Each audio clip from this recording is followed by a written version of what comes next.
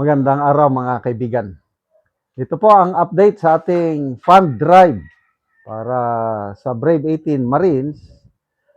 As of now, sobra 100,000 pesos na ang natanggap na donasyon galing sa mga subscribers ko. Nakakatabang puso. Maraming nagpapadala ng malilit lang na amount, 5 pesos, 10, 15, 20, 50, mga ganun lang. Kaya lang sa dami nilang nagpapadala, naipon, yan na, sobra 100,000 na. Dito ko nakita kung gaano kadami ang nagmamahal sa Brave 18 Marines. Kaya bukas po, yung naipon na 100,000 plus, ipapadala na natin sa grupo ni Attorney Baligod Brave 18. Binigyan nila ako ng bank account name and number. Makakaasa po kayo, makakarating. So yung gusto pang magpadala, dito na, bagong number na. Yung dati na abot na yung limit, 100,000 lang, hindi na pwede. Ito, pwede kayong magpadala. 0966-265-8480. GCash number yan. 0966-265-8480. Okay. Bigyan natin ng reaction opinion itong post ng News 5 title. So, what is he? Sino ba siya? Muling binanatan ni Senator Ping Lacson ang pagpupumilit umano ni Senator Alan Peter Cayetano na siya pa rin ang leader ng Senado.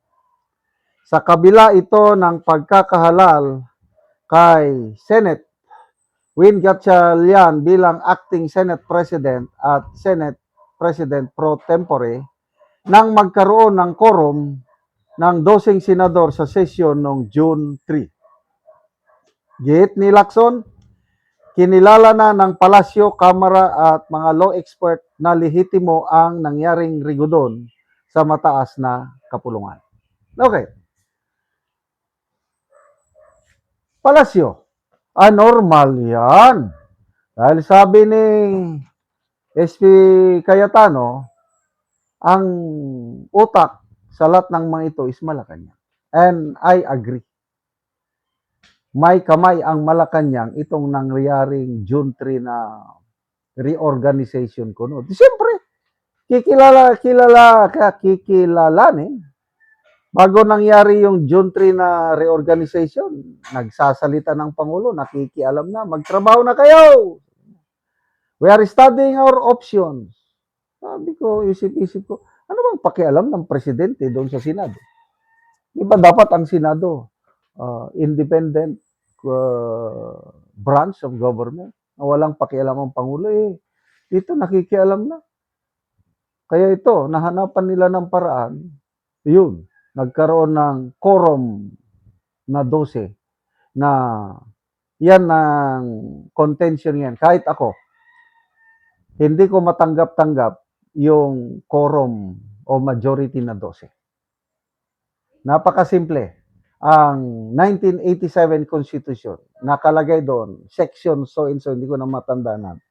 Senate President must be elected by the majority of all members of the Senate. Ang membro ng Senado is 24 eh.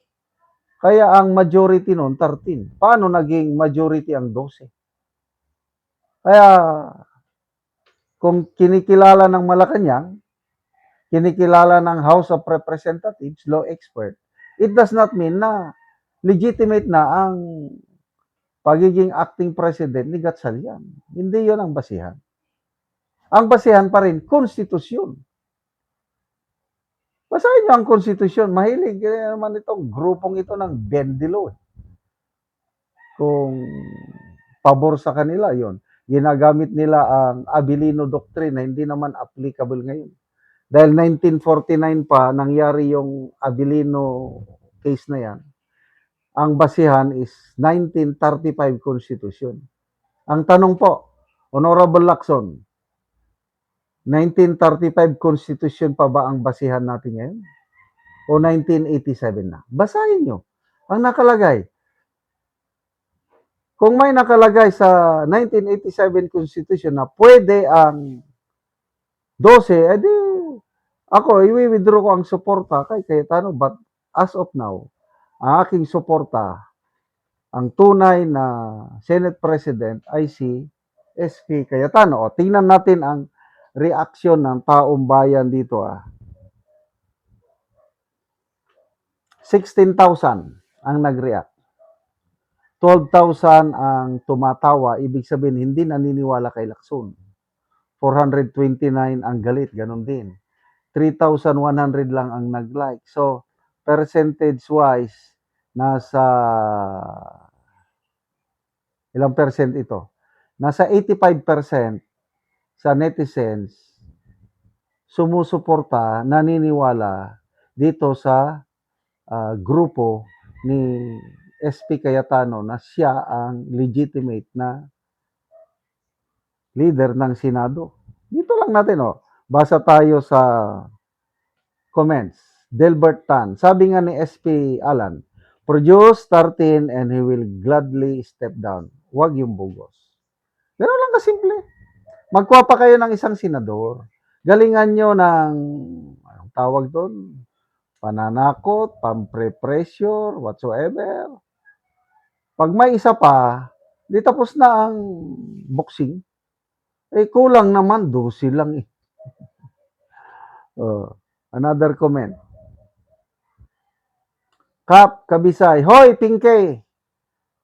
Puro yan sila ayaw kay Duterte, kaya ganyan ang pananaw nila. Kung ako sa'yo, Pinke, pumunta ka sa Supreme Court, doon ka magtanong.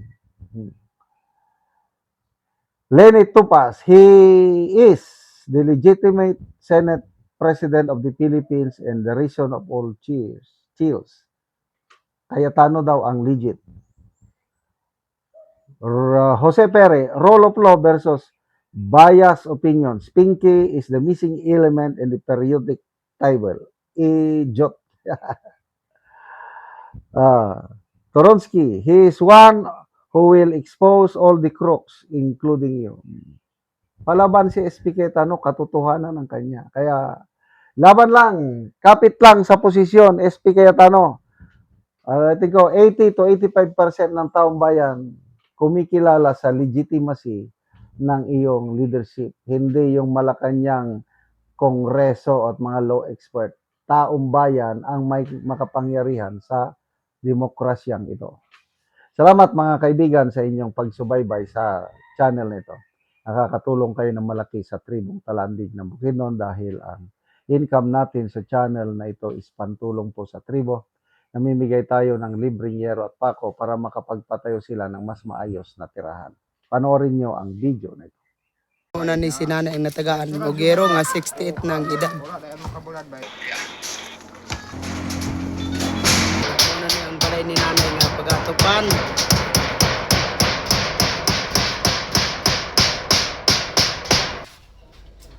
So muna ni ang mga anak ni nanay nga nitabang siya kay si nanay usa naman siya kabalo.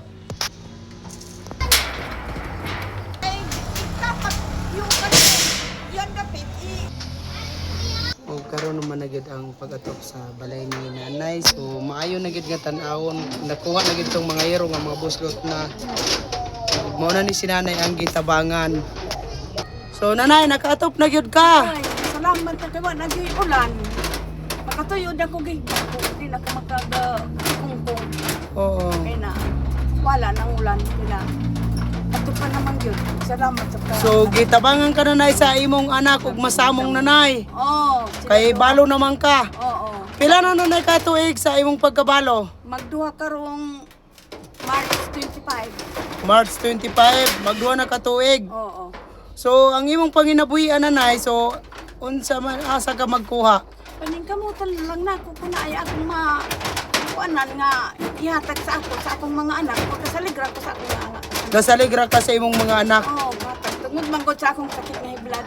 Tungod sa imong sakit nga high blood. Oh, dili ko pakabuwad kayo mo init. Oo. So maayo na gid nanay, dili na makatulog na ka og tarong. Na, makatuyod na ko di na magtikungkong. Oo. Salamat sa Ginoo.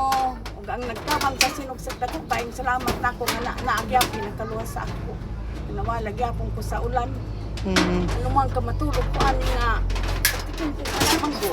Ani matulog ko. Dagang gyud kayong salamat ang nagkuan sa sin. Oo, so Iya kong gitabangan. salamat kayo nanay. Salamat po sa Ginoo, sa Krimen, sa Ginoo, bangan og sin. Oo. Salamat kayo sa Oo.